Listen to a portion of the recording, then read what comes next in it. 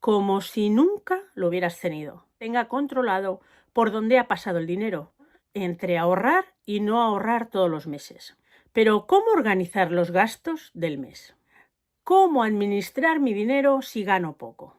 Nos sorprenderemos al hacer la suma diaria de lo que hemos ido pagando casi sin darnos cuenta. Hola family, ¿qué tal? ¿Cómo vamos? Espero que estés pasando un día espectacular. Me llamo Ana Lara y hoy vamos a hablar de en nuestro pequeño atelier de finanzas domésticas, de las 8 superdudas que todo aprendiz de finanzas personales quiere saber de sus finanzas. Te voy a explicar en primer lugar cómo hacer un plan financiero familiar. En segundo lugar, quién debe administrar el dinero en el hogar. Vamos a ver cómo organizar los gastos del mes. Una pregunta que me hacéis muchas veces. ¿Cómo administrar mi dinero si gano poco? ¿Cómo hacer una lista de gastos diarios? ¿Cuáles son los gastos hormiga más comunes? ¿Cuánto debe ahorrar una familia? Y por último, ¿cuáles son los gastos fantasma? Como sabes, tengo una formación más personalizada en finanzasfamily.com y si lo necesitas, pues ahí está. Como te decía, vamos a hablar de las 8 superdudas que todo aprendiz de finanzas quiere saber de sus finanzas personales. La primera pregunta que me suelen hacer es ¿cómo hacer un plan financiero? Si has visto diferentes vídeos sobre planificación financiera, sobre todo familiar, siempre empezamos todos por lo mismo. Pero es que no hay más. Hay que establecer un presupuesto. ¿Y qué es un presupuesto, me dirás? Un presupuesto es una lista donde en un lado ponemos todos nuestros gastos y en el otro todos nuestros ingresos. Y se suele hacer por meses.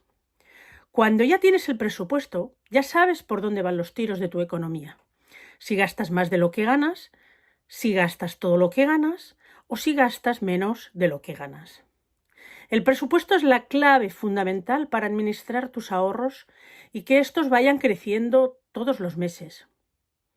Cuando ya puedes ver por dónde va tu economía a través del presupuesto, ya puedes trazar unos objetivos financieros.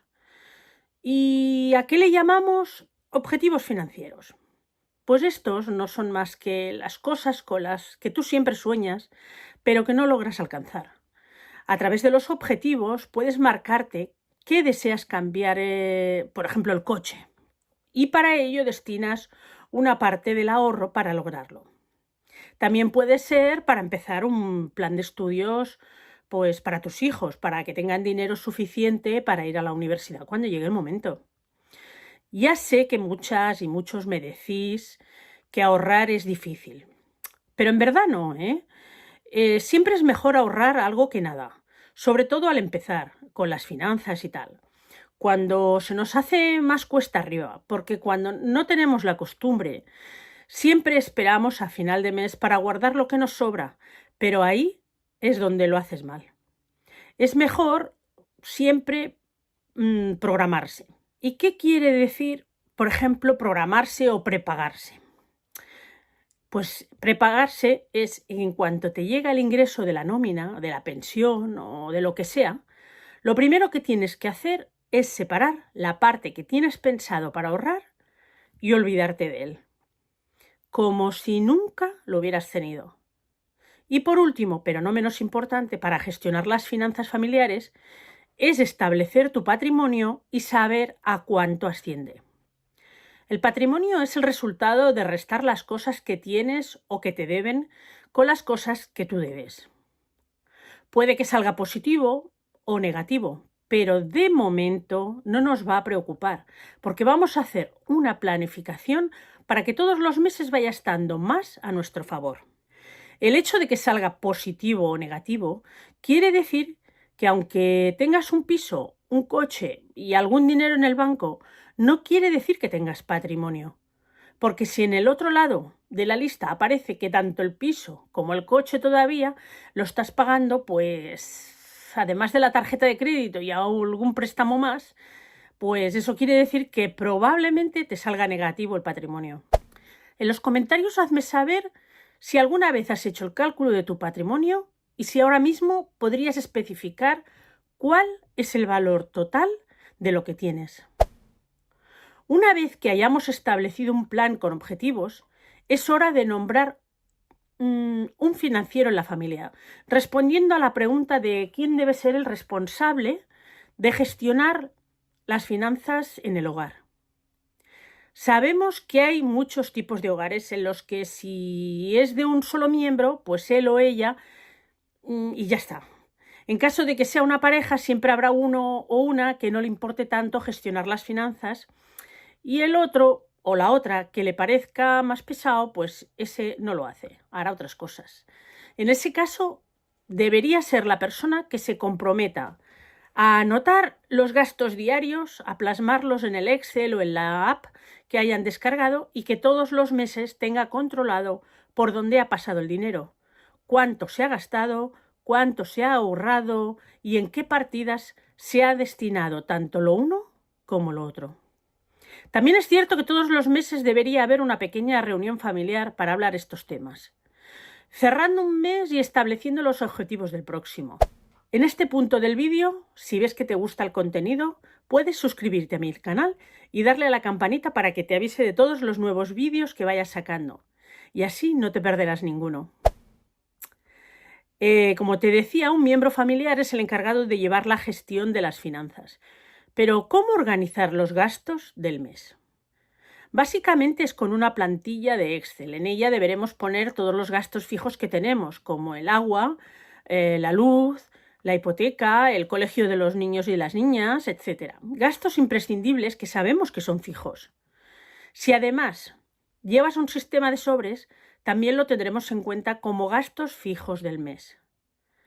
Después tendremos en cuenta los gastos domiciliados, que no son siempre imprescindibles, pero que suponen un gasto recurrente mensual, trimestral o anual. Por ejemplo, las suscripciones al gimnasio, a Netflix, el wifi, el seguro médico, etc. También tendremos en cuenta el preahorro, que es la parte que separamos primero para pagarnos a nosotros mismos o a nosotras mismas y que ya no contaremos con ello para pasar el mes, pero que supondrá una gran diferencia entre ahorrar y no ahorrar todos los meses. A todo ello sumado le restamos los ingresos que tenemos y con lo que queda haremos un presupuesto. ¿Cuánto destinamos al supermercado? ¿Cuánto a ocio? ¿Cuánto a materiales para la formación, a donaciones? Así, etc. Hacer todo esto es lo que llamamos un presupuesto y tenemos que regirnos por él todo lo que sea posible. Por eso es fundamental la reunión familiar, para que todas las personas involucradas en la economía doméstica sepan a qué atenerse, ya que está distribuido de una determinada manera y todas las personas estuvieron de acuerdo. En los comentarios hazme saber si ves muy complicado crear un presupuesto con todas las personas de tu núcleo familiar para remar todos en la misma dirección financieramente hablando. Ahora vamos a pasar a la cuarta pregunta, la cual me hacéis mucho. Es como la pregunta del millón, ¿eh? ¿Cómo administrar mi dinero si gano poco? Bueno, el sistema es siempre el mismo, exactamente igual al que he hablado antes con el presupuesto. Lo que es importante es no estirar más el brazo que la manga. No podemos gastar lo que no tenemos, ni permitir excedernos en gastos que no nos podemos permitir. Por lo tanto, tu presupuesto estará supeditado a tus ingresos en cuanto a gastos fijos, gastos domiciliados, ahorro y luego con lo que queda creamos una relación de gastos, que ya serían los diarios. Si eres una persona que vive en el hogar familiar y tus gastos son pequeños, al igual que tus ingresos, también se hace lo mismo, pero en esta ocasión repartiendo el ahorro, los gastos fijos y el resto en porcentajes diferentes para que sea más sencillo. Si crees que puedes ayudar a alguien a alcanzar la máxima felicidad financiera, comparte este vídeo y nos haces un favor a la persona que lo recibe y a mí. Vamos a por la quinta pregunta. ¿Cómo hacer una lista de gastos diarios? Es primordial que, sobre todo al principio, se apunten todos los gastos diarios en un cuaderno o en una aplicación del móvil o en un Excel. Es la mejor manera de que no se nos escape nada y siempre sepamos por dónde pasa nuestro dinero. Nos sorprenderemos al hacer la suma diaria de lo que hemos ido pagando casi sin darnos cuenta. Es como cuando decimos que voy al cajero y saco 50 euros por la mañana y por la tarde ya solo me quedan 10 y no me he dado ni cuenta de por dónde ha pasado el resto. Intentas hacer memoria, pero nada. Por eso es tan importante tomar nota de cada euro. Con un golpe de vista recuerdas en qué lo has gastado y si mereció la pena o si volverías a gastarlo. Aquí es donde entramos en la pregunta número 6. ¿Cuáles son los gastos hormiga más comunes? Ya que son estos los que suelen crearnos más dolor de cabeza en nuestro presupuesto, los que lo rompen casi todo. Eso si no los tenemos en cuenta en el presupuesto, claro. Los gastos hormiga son aquellos que todos los días, como una hormiguita, vamos creando. Un paquete de caramelos aquí, una pasta por la tarde allí, un paquete de cigarrillos todos los días, el caballito de 1 euro para el niño y la niña cada vez que pasábamos por él al volver del cole.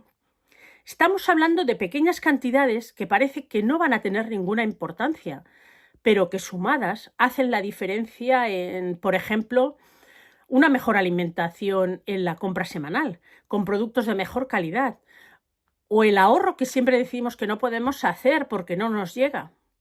Los gastos hormiga pueden llegar a ser el 10% de nuestros ingresos.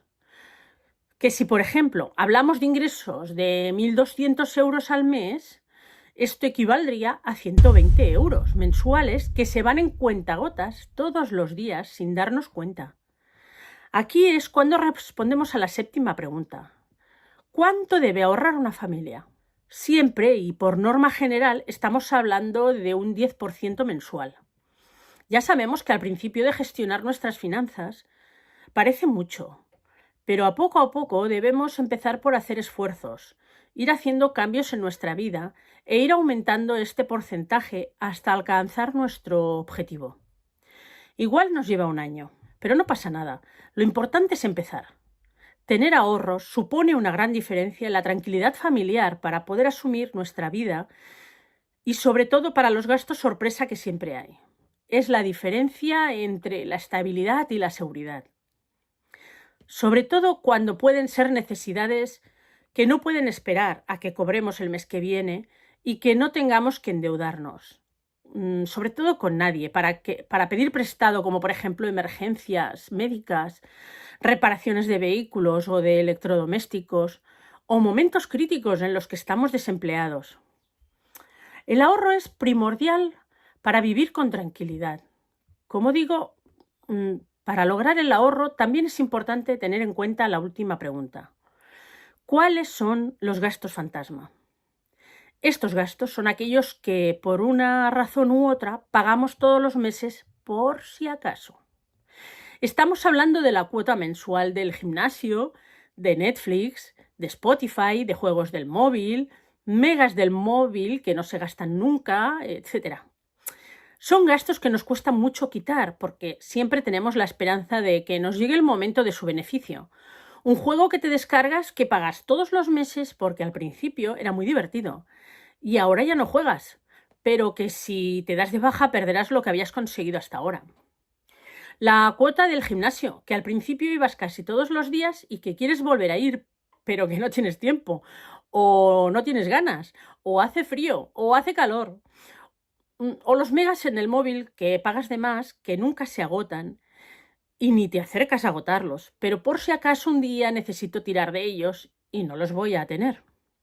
Todo esto supone una gran diferencia en nuestro ahorro porque quitando todos estos excesos, hablo de los que no estamos disfrutando, nos facilitan un montón llevar a término una buena planificación de nuestro presupuesto. En mi página web encontrarás la formación del método Slaviv que en un plazo de 8 semanas te permitirá conseguir resultados en la administración de tus finanzas, estés en el punto que estés. En la descripción del vídeo te dejaré el enlace para que lo puedas conseguir.